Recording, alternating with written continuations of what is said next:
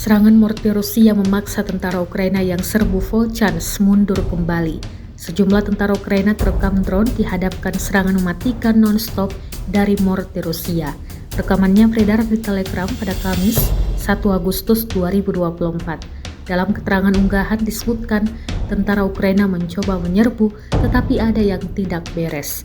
Sebelumnya, militer Ukraina mengirimkan pasukan baru untuk menyerbu Volchansk timur dengan mencoba menyeberangi jembatan yang hancur dan mendapatkan pijakan di gedung di sebelah pabrik agregat. Namun segera pasukan Rusia mulai bertindak melawan mereka dan tentara Ukraina diklaim terpaksa mundur dengan kerugian. Hal ini terjadi hampir setiap hari. Dalam video tersebut tampak bagaimana kami bekerja dan bagaimana musuh melarikan diri tanpa daya, klaim militer Rusia.